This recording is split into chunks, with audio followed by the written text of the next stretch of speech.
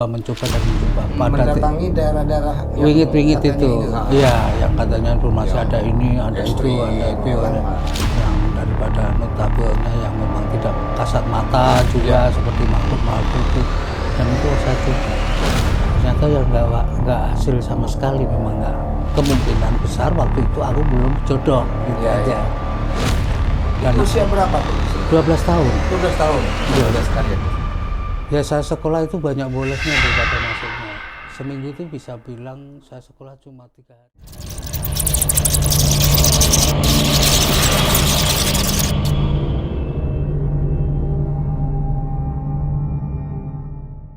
Assalamualaikum warahmatullahi wabarakatuh. Salam sejahtera. Rahayu, rahayu, rahayu. Jumpa lagi bersama saya Kang Prabu di channel Top Misteri. Kali ini saya akan menyapa Sohib Top Misteri. Semoga kita semuanya dalam keadaan sehat walafiat, diberi keluasan rezeki, dan selalu di dalam ridho dan lindungan Allah Subhanahu wa Ta'ala. Amin ya Rabbal Alamin. Iya, kali ini kita akan ikuti apa yang disampaikan oleh beliau dalam perjalanan misteri yang merupakan satu peristiwa dan pengalaman pribadi beliau. Nah, untuk itu saya akan sapa dulu Ki Sentur. Apa kabarnya Ki Sentur? Alhamdulillah baik. Sehat ya? Sehat selalu. Luar biasa, terima kasih sudah hadir jauh-jauh dari Jawa Tengah. Jangan semangat. Semangat. Alhamdulillah. Ini hadir di channel kita Top Misteri. Iya. Jadi kita pengen tahu perjalanan pertemuan misteri yang pernah Ki Sentur alami dalam baik secara individu maupun secara sosialisasi ke tengah-tengah masyarakat apa saja, ya kan? Saya yakin Sohib Top Misteri menunggu cerita Ki Sentur. Untuk itu kami persilakan Ki Sentur. Ini lucu sekali ya. Kalau kita ungkap tentang misteri itu kan minimal kita harus tahu tentang perjalanan dulu, Iya. baru kita bisa ungkap misteri itu. Ya. Jadi perkenalkan, nama saya Purwanto.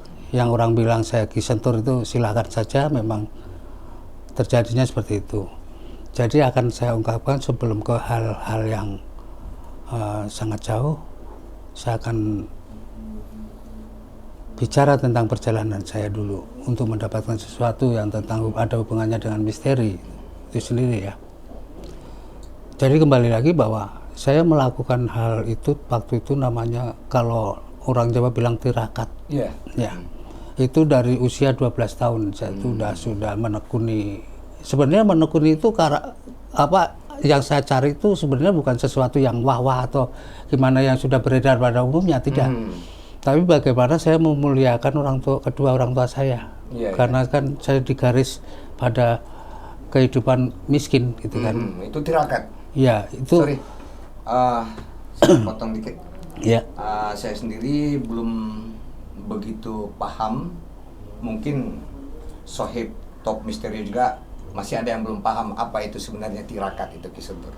Tirakat itu adalah perjuangan mendapatkan sesuatu.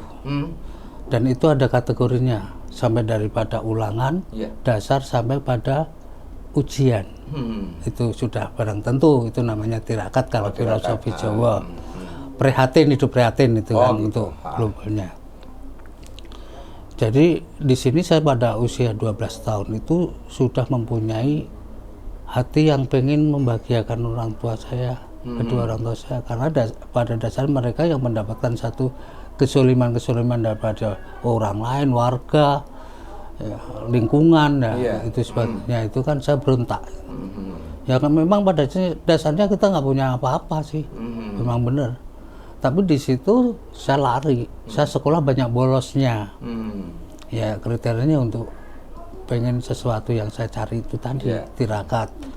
Di mana tempat wingit-wingit saya satroni, saya paranin gitu, saya mencoba dan mencoba pada mendatangi daerah-daerah yang wingit-wingit katanya itu, ini, iya, yang katanya informasi Yang ada ini, ada itu, ekstrim, ada itu, ya kan? ada yang daripada notabelnya yang memang tidak kasat mata juga seperti makhluk-makhluk itu, dan itu saya coba. Ternyata ya nggak hasil sama sekali, memang nggak. Kemungkinan besar waktu itu aku belum jodoh gitu Iya, aja. iya. Itu usia berapa tuh Ki Sentuh? 12 tahun. 12 tahun, masih muda sekali ya Ki. Ya saya sekolah itu banyak bolosnya daripada masuknya. Seminggu itu bisa bilang saya sekolah cuma 3 hari. Orang tua dipanggil, saya udah putus asa. Namanya orang nggak punya sekalian lah, ya bilang gitu kan. Tapi di sini saya juga selain saya mencari sesuatu, di sini saya ada dorongan bahwa sekolah juga penting untuk membahagiakan orang tamu, tidak hanya cukup tirakat kan gitu. Tapi karena kan sudah putus asa kan sudah nggak ada obat. Putus asa itu. Akhirnya saya melamun dengan kesendirian, setiap jalan-jalan melamun. Akhirnya suatu saat aku mendapatkan satu ya kalau orang bilang sekarang bisikan gitu ya. Ya mana akan ada percaya dalam usia saya 12 tahun dapat bisikan kan. Di situ saya kayak dapat hidayah. Di situ kamu harus nyepi di dalam kesendirianmu tanpa ada lalu lalang orang. Saya masih bingung di situ. Akhirnya saya cari-cari dan itu ternyata nyepi itu bertapa. Akhirnya saya naik itu berapa kilo sampai ke atas itu kan. Itu naik gunung apa? Naik gunung. Naik gunung. Adanya di gunung Siluman namanya. Itu terletak di daerah Gunung Kidul, Jeruk Purut. Maaf, Jeruk Gulung, nama gangnya Jeruk Gulung. Gulung. Jeruk Gulung. Nah di situ saya kok tertarik dengan satu gunung yang tertinggi itu, dan saya naik sampai puncak. Itu kisaran antara ya kalau kurang lebih 36 sampai 37 kilo dari rumah, dari bibir gunung. Dari kaki gunung. Iya. Dan selama saya berjalan itu kan banyak kriteria yang saya alami. Nah itu saya sebut bahwa itu sejarah dalam hidup saya. Ya berbagai hal, berbagai macam lah. Tetapi di dalam usia 12 tahun saya memang polos-polosnya orang polos dalam arti semuanya sih yang terjadi itu pasti polos, nggak ada unek macam-macam. Di situ ya saya nemukan beberapa hal-hal yang menarik, tapi untuk takut saja saya enggak, karena saya sudah ditutupi daripada rasa putus asa saya. Gitu. Saya melaju sampai ke lokasi. Di situ saya masuk di dalam lubang yang ada di situ, ada lubang, kebetulan saya masuk. Gua itu. Iya gua. Itu cuma saya tidak terpikir macam-macam. Yang terpikir saya itu adalah ular. Ular dan binatang-binatang melata lainnya. Pada kondisi itu saya sudah mulai tertarik mau masuk ke dalam, saya mundur. Kenapa? Saya pengen dibantu dengan orang sekitar situ. Saya ketemulah Pak Lurah, namanya Pak Wardi. Itu Lurah Jeruk Gulung gitu. Di situ saya dikasih satu kiat-kiatnya, begini caranya masuk, terus kamu harus sterilkan dulu ya, kalau bahasanya gitu ya. Steril. Ya, maksudnya dibersihin dulu atau gimana. Dan kamu jangan masuk dulu gitu kan. Akhirnya ya udah saya ngikuti perintah orang tua pada saat itu kan. Nah ternyata apa yang dilakukan mereka saya nggak pantau, nggak lihat sama sekali. Tapi begitu saya sudah diizinin masuk dan situ nyaman. Di situ dibikinkan suatu kayak ya konsepnya gini, bukan berarti dibersihkan saja sudah satu bentuk kenyamanan itu buat saya, karena minimal dia sudah menghilangkan dari beberapa yang saya takutkan, yaitu binatang melata. Nah mulai di situ ya saya keluar lagi, saya minta izin, saya minta restu, saya ngambil wudhu, saya di situ masuk lagi dengan sedikit sangu amalan dari orang tua juga. Saya bawa masuk, terus di situ saya sudah pakai digubet pakai itu loh, kain mori. Kain mori, udah telanjang pokoknya, udah pakai mori tok, saya naik. Setelah saya bersilah saya nggak kemana-mana lagi, udah di situ. Tapi yang saya lakukan adalah saya wirid, hanya untuk memanggil asma Allah aja, udah tidak macam-macam ya minta apa-apa. Itu sudah posisi sudah masuk di dalam gua itu sudah kayak morinan udah. Hmm. Dan itu memang saya dikasih aturan itu sama Pak Wardi itu sebagai lurah di sana. Itu sangat membantu saya sekali. Dan saya ini cerita nyata loh ya, real. Cerita pengalaman pribadi misteri saya ya. Dan mungkin banyak sekali kalau pengalaman, tapi ini yang saya bicarakan dulu. Langkah awal untuk mengetahui misteri kan minimal kita harus tahu laku dulu. Iya. Tuh. Kalau laku itu minimal yang akan kita sampaikan kepada khalayak ini, penonton ini akan sampai pada keyakinan yang sebenar-benarnya. Dan kita memberikan informasi yang tidak valid, minimal bisa dipertanggungjawabkan. Nah dari situ mulailah saya berbeda dengan itu, dan saya sama sekali tidak tahu itu siang, itu pagi, itu malam. Waktu berada di dalam gua karena lingkup situasinya sama, begitu-begitu aja. Yang nggak gelap ya nggak terang, pokoknya semula samar-samar. Nah situ berbagai hal yang saya dapatkan adalah daripada 7 hari itu luar biasa itu. 7 hari itu? 7 hari. 7 hari ya. Akhirnya saya tempuh 3 bulan. Selama 7 hari itu, apakah ada sambil makan atau minum di dalam itu? Gini Pak Andi. Jadi Pak, saya juga balik bertanya. Pak Andi tahu orang puasa kan? Iya. Nggak makan, nggak minum, dan itu pun ada jam-jamnya. Tetapi yang saya lakukan adalah nggak makan, nggak minum, nggak ngapa-ngapain. Ya cuma bersila itu toh. Bersila, duduk bersila di dalam itu. Iya, bukan 1 minggu loh, Pak Andi. Tetapi 3 bulan. 3 bulan. Nah, tadi dianjurkan untuk bertapa di dalam gua itu selama 7 hari. Tidak dianjurkan. Cuma saya dapat perizinan gitu. untuk ya udah mulai. Bisikan maksudnya. Mulailah kamu masuk, itu kan dari Pak Wardi itu tadi. Cuma untuk batas waktunya 3 bulan saya. 3 bulan. Nah, artinya berada di dalam gua itu selama 3 bulan. Nah itu tadi saya gimana ya? Kalau secara logika kita, manusia kan kita punya kemampuan terbatas. Puasa aja hanya 12 jam ya kalau nggak salah. 12 jam dari sebelum subuh sampai masuk waktu maghrib. Itu pun kadang-kadang banyak yang nggak sanggup, ya kan? Nah ini tolong Kisentur gimana 3 bulan berada di dalam goa, nggak makan, nggak minum, ya kan? Mampu bertahan. Nah, ini semua di dunia itu ada kuncinya untuk melakukan sesuatu.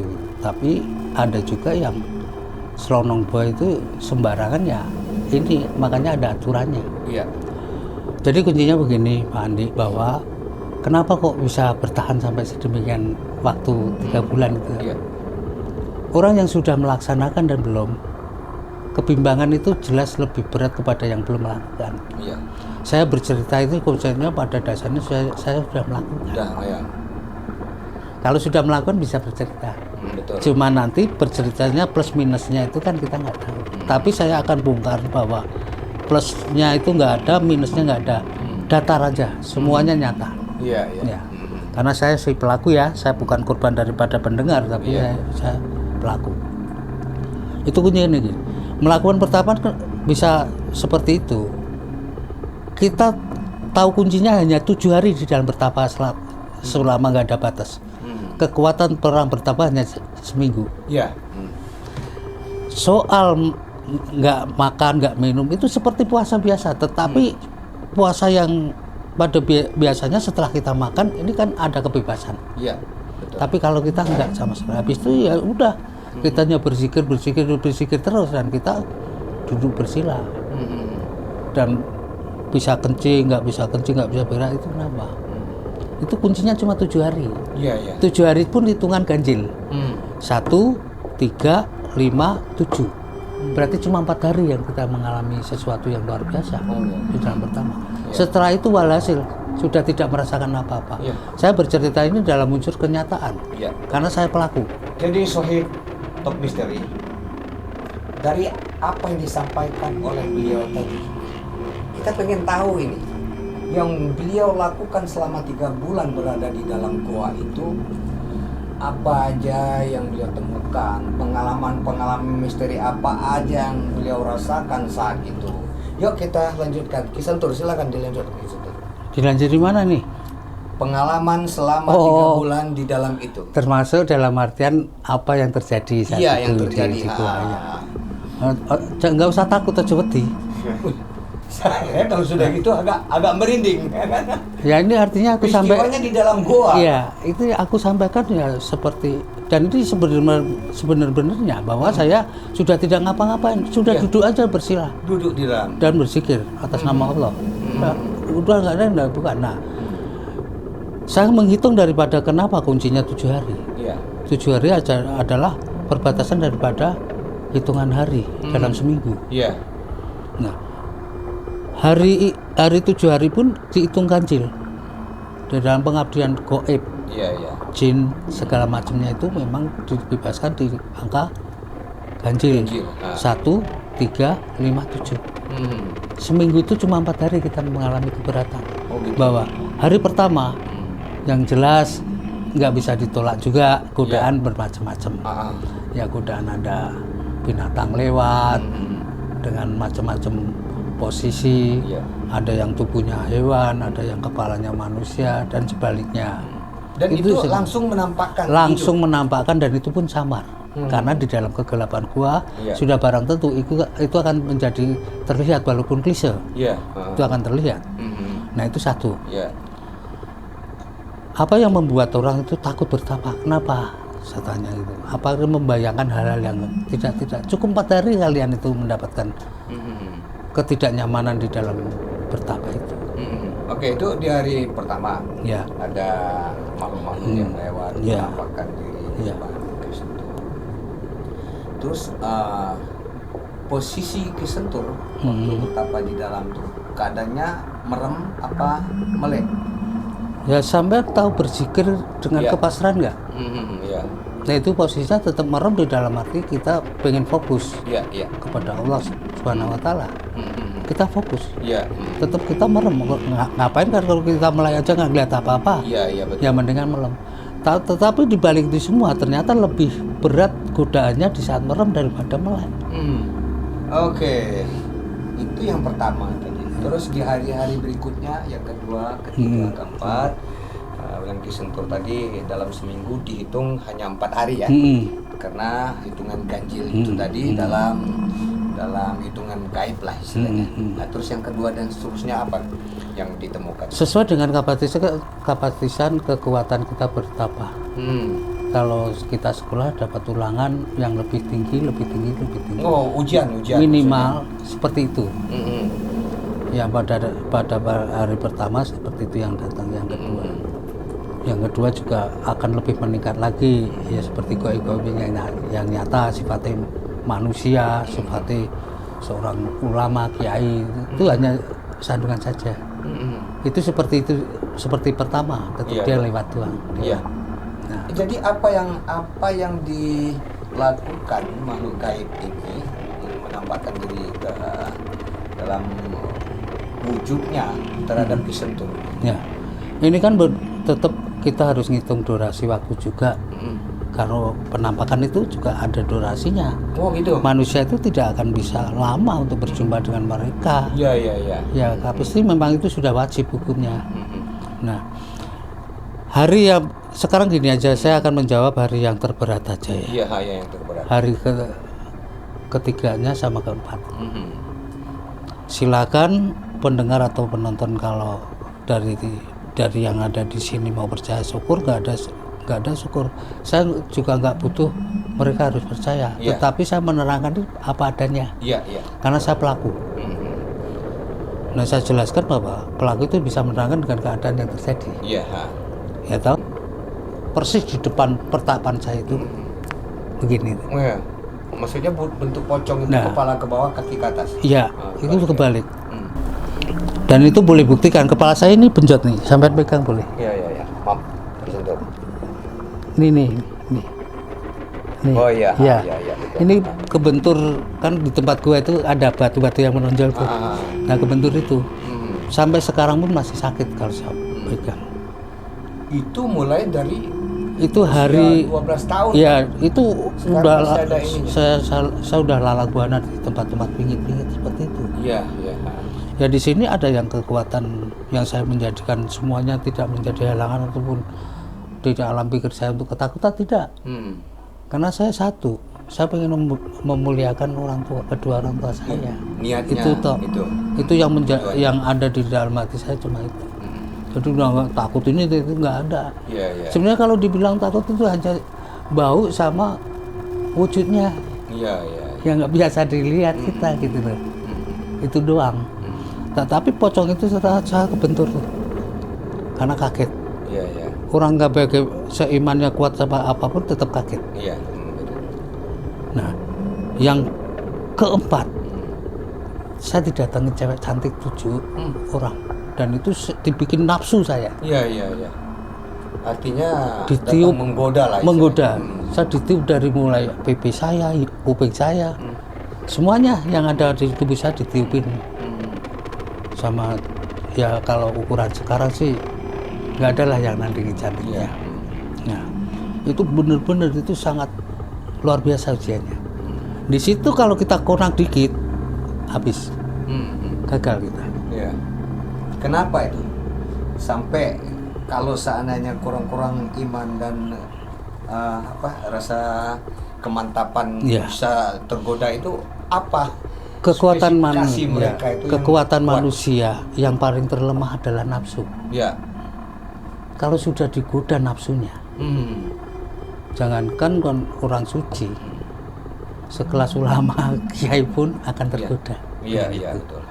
Nah, itu apa yang ada terjadi pada di tubuh kita kan di situ ada kelamin. Kalau seorang laki-laki begitu bergerak sedikit saja sudah gagal. Wes tak ngomong aja jelas.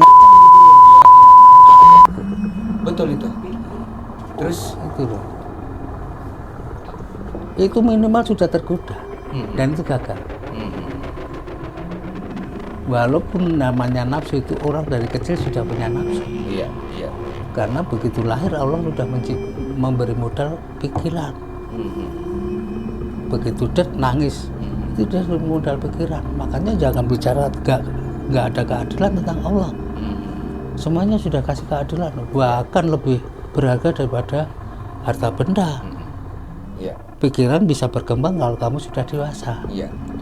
Itu loh. Jadi dengan godaan-godaan ini tadi, kalau yang 1, 2, 3 masih biasa aja ya. Iya. Paling hanya sekedar kaget melihat seperti pocong tadi terbalik. Itu hari ketiga. Itu benar-benar. Nah, ini godaan. Nah, ini dari wanita-wanita cantik. Nah, dan di situ saya kan nggak tahu itu bidadari atau apa, kan nggak untuk mengarah ke sana pola pikir saya. Iya. Saya menjalani tekun sama fokus. Jadi bagaimana Ki Sentur bisa menguasai itu hingga melewati fase-fase ini tadi?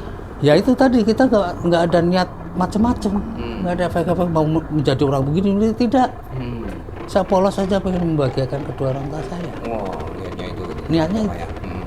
Ya kalau untuk terus kembalinya selama perjalanan dapat itu ya oke-oke aja, sah-sah saja. Gitu loh. Tapi kan itu bukan permintaan kita. Iya. Kalau kita diberi hadiah ibaratnya kan seperti itu. Atau dikasih apa, ya sudah sah. Kita tinggal terima. Iya. Kalau lebih konsekuensinya saya bercerita lagi, saya di dalam melakukan pertapa. Jadi bukan apa-apa, Ki ya.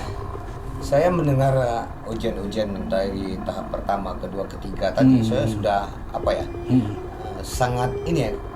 Jadi kepengen tahu apa gitu loh. Sementara yang terberat menurut Ki Sentur ini godaan oleh wanita-wanita cantik ini tadi, ya kan? Nah, Ki Sentur mampu melewatin itu dengan satu tekad. Dari pertama tadi nggak berubah. Tujuannya bagaimana caranya pengen membagikan orang tua, ya kan? Nah, saya juga mikir ini yang mau dicari apa sebenarnya? Terus yang didapatkan apa dalam perjalanan itu? Kalau yang didapatkan kita tidak punya mindset, artinya kita nggak berpikir untuk mendapatkan sesuatu. Tetapi tujuannya adalah saya membahagiakan kedua orang tua saya. Kenapa kau harus melakukan itu? Jangan salah. Setelah saya bisa menjadikan orang yang bisa menyelesaikan urusan orang, bisa ngobati orang, ataupun dan lain-lain, minimal orang tua saya yang kebawa nama baik. Oh iya. Karena yang saya lakukan cuma itu yang saya bisa. Jadi saya potong dulu. Ya. Saya sudah bisa ngambil benang merahnya ini, Sohib atau misteri. Dari tadi saya masih penasaran apa sebenarnya dalam perjalanan ritual Kisentur ini tadi. Dari ujian-ujian 1, 2, 3, dan keempat yang beliau mampu lewatin. Ternyata ya beliau mendapatkan sesuatu yang intinya bisa membantu orang lain, dan dampaknya akan mengangkat derajat orang kedua. Itu luar biasa. Ya, Kisentur. Ya. Itu kan gambaran ini ya, secara visual aja, bahwa ujian-ujian itu 1, 2, 3, dan 4 tadi. Ada nggak kira-kira dalam perjalanan Kisentur bertapa di dalam itu tadi? Karena tadi kan 3 bulan ya kan. Sementara dalam hitungan itu 4 hari dalam seminggu. Karena dihitung secara ganjil. Selama 3 bulan ini ada nggak ketemu sesuatu yang bikin Kisentur kaget, terus bahkan bisa Kisentur rasakan ini nggak pernah dirasakan sebelumnya? Gimana itu, ada nggak? Ada. Tapi kesananya setelah saya bilang daripada seminggu ke 3 bulan, ini kan efek yang saya ceritakan. Iya. Bahwa kesananya tetap ada, tetapi kita sudah biasa lagi, sudah biasa benar-benar menjadikan orang yang biasa. Nggak berasa lapar, nggak berasa itu, karena ya itu tadi 4 angka itu dari hitungan ganjil itu yang saya bilang berat. Karena saya pelaku. Kira-kira nggak pelaku bisa cerita gini nggak? Iya, nggak bisa. Karena kalau hanya mendengar katanya kan, nggak bisa berbicara. Nggak bisa membicarakan secara kebenarannya. Sesuatu yang pernah terjadi di saat orang itu melakukan. Iya betul. Nah, tetap ada. Ini kan kembali lagi bahwa ada pun, tapi tidak menjadikan bentuk yang bahaya. Berarti nyaman sama kita, ada nyambung. Nah, kalau dari sekian itu, masa aku akan menjadikan satu pertimbangan kapan tanggal piro kamu ngasih aku? Itu nggak boleh. Itu menjadikan sesuatu keriaan, sombongan. Nah, di sini bahwa aku cuma satu yang aku lakukan. Aku duduk bersila, aku berzikir, sudah cukup. Tidak bikin lain-lain. Adapun begitu, ya itu hasil daripada begitu saya nggak mempunyai niat apa-apa. Iya. Kita apa adanya udah. Mau mati ya mati, memang saya sudah wajib mati. Kalau enggak. Ya akhirnya sampai sekarang. Iya. Jadi luar biasa, Sohib Top Misteri. Apa yang kita ikuti, yang dipaparkan oleh Kisentur tadi, merupakan, kalau buat saya itu merupakan salah satu pengalaman baru ya. Yang selama ini saya hanya mendapatkan informasi kalau orang pengen tenang, cari tempat yang nyaman, tenang untuk bertapa. Hanya begitu. Dan saya tidak tahu proses orang bertapa itu apa aja, ngapain aja. Nah, ini ternyata banyak sekali apa yang ditemukan selama masa pertapaan itu tadi. Dan yang paling bikin kita penasaran adalah yang pertama itu tadi, ujian yang beliau temukan 1, 2, 3, 4, dan yang berat itu godaannya. Karena kita sebagai manusia, apalagi laki, dikasih nafsu, didatangi oleh wanita-wanita cantik. Dan beliau sudah sampai juga sama kita bahwa hasil dari itu akan memberikan satu ketenangan, kenyamanan yang niat awalnya hanya satu, nggak punya pikiran yang lain-lain. Tujuannya bagaimana caranya hidupnya bisa bermanfaat di tengah masyarakat dan untuk membahagiakan orang tua, bukan begitu? Iya betul. Nah, terus sampai sekarang gimana yang Kisentur rasakan dalam perjalanan spiritual itu tadi, dalam kehidupan sehari-hari? Oke. Yang paling besar dan terima itu adalah niat saya itu sudah mulai terungkap. bahwa kedua orang tua saya minimal ada perubahan daripada menghargai orang tua saya sudah terjadi. Apa itu kira-kira? Karena gini, pernah suatu saat di warga saya ada kesurupan. Iya. Dan saya kan tidak mempunyai dasar apa-apa karena saya nggak punya niat kok. Di situ toh. Nah akhirnya bingung dia cari orang pintar. Dari sekian ternyata orang wilayah situ ada. Dan itu saya obati tanpa ngapa-ngapain. Saya cuma jalan kaki dari rumah keluar, datangi orang itu langsung sembuh. Langsung keluar. Tadinya udah pakai peso, pakai apa, udah mau nujem dirinya sendiri. Nah itu kan sudah orang kesurupan itu kan sudah gak tedeng-aleng-aleng. Ya udah kalau tusuk bener. Nah itu saya datang tuh langsung berubah. Nah di saat itu orang akan kaget. Ini apa yang dilakukan mau nggak mau kan itu salah satu bentuk pertolongan. Iya. Betul. Nah di situ kan orang tua saya sudah mulai dihargai. Terus tidak. Yang maksud saya gini loh, orang tua saya itu apa disalahkan terus, itu saya nggak terima. Iya. Nah setelah ini kejadian begini, nah minimal saya hitungan saya sudah berubah itu, karena mereka secara perhatian, secara peduli sama orang tua saya sudah mulai. Iya. Di situ itu kan sudah salah satu apa yang aku cari itu. Jadi awal mula bahwa orang kesurupan terus disentuh ke sana itu, apakah didatangin orang atau orang sudah mendapatkan informasi atau Kisentur bagaimana? Dia sudah cari kemana-mana, ternyata kan orangnya masih kekeh, kesurupan itu nggak pernah keluar. Iya. Ya akhirnya putus gitu. Dan saya juga nggak ngerti apa-apa kok ada orang minta tolong ke keluarga ke orang tua saya. Iya. Coba mungkin anakmu bisa, kan anakmu selama ini nggak pernah kelihatan di kampung, pergi-pergi terus, siapa tahu lalang buahnya nggak. Nah cuma itu tok, Pak Andi. Iya. Nah itu saya juga nggak ngapain, saya pakai bebas, bahkan celana pendek. Saya itu keluar dari rumah, masuk menuju ke orang kesurupan, itu tahu tuh sembuh. Itu jadi loh. Kisentur datangin aja ke sana. Iya, belum saya pegang, belum saya apa-apa, udah sembuh. Nah, pikir saya sudah berasumsi bahwa ternyata aku jalan aja kekuatan di belakangku banyak. Mungkin di situ kalau saya sebagai anak kecil yang menjadi asumsi pikiran saya. Iya. Dan itu mencapai ya sampai sekarang. Iya. Jadi setelah pengalaman pertama itu ada orang kesurupan, Kisentur datang dia langsung sembuh. Gimana dampak? Apakah masyarakat nanti kalau ada apa-apa kita hubungin Kisentur? Ada yang ngasih uang, ada yang ngasih bekal, ada semuanya, tapi nggak aku terima. Cuma aku mendengar bahwa mereka terima kasih sama orang tuaku, terima kasih sama kedua orang tuaku. Iya. Itu apa nggak luar biasa tujuan saya itu? Iya. Betul. Udah dengan itu aja saya sudah cukup. Saya mau mencari rezeki loh, rezeki saya itu bisa kerja, saya bisa ngeluarin keringet kok. Iya. Ngapain saya harus cari ke sana? Dan sampai sekarang ini nggak saya manfaatkan. Kalau saya manfaatkan, saya udah nggak ngontrak mas sampai sekarang. Usia saya tapi udah masih tua. ada orang kalau ada apa-apa, misalnya ada yang kesurupan, masih ada yang menghubungi Kisentur. Sampai sekarang itu. Ya masih malah ya? lebih daripada hajatnya yang luar biasa itu. Maaf sampai saya akhirnya beda lah, sampai bertanya ya saya keluarkan aja. Seperti hal-hal pejabat segala macam daripada bentuk-bentuk itulah. Ada kasus rumah tangga segala macam. Ya saya dihubungi. Cuma kriterianya kalau saya bilang angka kan saya kaya Pak. Iya. Pak Andi. Tapi sekarang saya anak 3. Istri ngomel-ngomel mulu, bahkan saya masih ngontrak.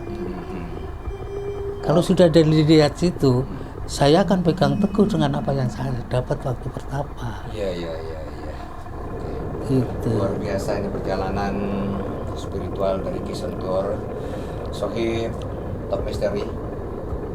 Jadi apa yang beliau sampaikan kepada kita hari ini merupakan satu pembelajaran dan edukasi juga buat kita bahwa setiap manusia punya satu tujuan, ya kan? Yang intinya bagaimana bisa dihargai oleh masyarakat. Nah, beliau ini luar biasa. Niatnya hanya tujuannya untuk mengangkat martabat derajat orang tua. Tidak mencari dalam bentuk ya tanda kutip ya, yang lain-lain. Materi segala macam. Dan dari perjalanan beliau itu tadi yang sudah mengalami perjalanan spiritual selama 3 bulan berada di pertapaan, ya, yang beliau rasakan pertama sekali itu orang tua di kampung sudah mulai diperhatikan oleh masyarakat, diakui. Kalau dulu istilahnya nggak dipandang sebelah mata, ya kan? Nah, itu menurut beliau adalah dampak dan hasil daripada niat keseriusan beliau dalam menjalani pertapaan itu tadi. Ya. Dan sampai sekarang pun beliau tidak sengaja membuka pengobatan segala macam, ya kan? Tapi orang-orang yang mencari beliau kalau ada kebutuhan tentang apa, sakit apa, kesurupan begitu ya, Ki Sentur ya. Iya betul. Ada sedikit penambahan Pak Andi. Ya, sebelum kita tutup, bahwasanya semuanya bisa melakukan. Hanya notabene orang nggak bisa melakukan atau cenderung pada sisi di dalam pemikirannya sendiri. Mungkin. Kalau memang ingin dicoba dengan pemirsa atau siapapun, silahkan. Apa yang terjadi sesuai nggak apa yang saya ucapkan? Nggak usah ke gua, ke kamar aja. Itu metode saya. Silahkan lakukan. Itu bisa monggo. Kembali lagi, nah, kira-kira berani atau enggak? Ceritaku dengan seperti ini tadi terjadi nggak di saat dia mencoba melakukan? Nggak usah ke gua, ke kamar aja udah. Di dalam keheningan ya dia ciptakan sendiri kamar itu menjadi apa, sehening mungkin. Masa nggak bisa? Gitu, lakukan monggo. Gitu. Oke, Ki Sentur. Jadi Sohib Top Misteri, dari apa yang kita ikutin bersama kali ini, yang paling kita harapkan adalah komentar dari Sohib Top Misteri. Silakan kasih kritik, saran kepada kami agar membantu channel kita akan semakin berkembang. Jangan lupa subscribe, like, and share sebanyak-banyaknya. Dan untuk episode kali ini kita cukupkan sampai di sini. Terima kasih Ki Sentur, sehat-sehat selalu. Alhamdulillah. Di Jawa Tengah, hati-hati. Sama-sama. Selamat dalam perjalanan. Saya Kang Prabu mengucapkan terima kasih kepada Sohib Top Misteri semuanya. Sampai jumpa lagi di episode berikutnya. Saya tutup dengan wassalamualaikum warahmatullahi wabarakatuh. Rahayu. Rahayu.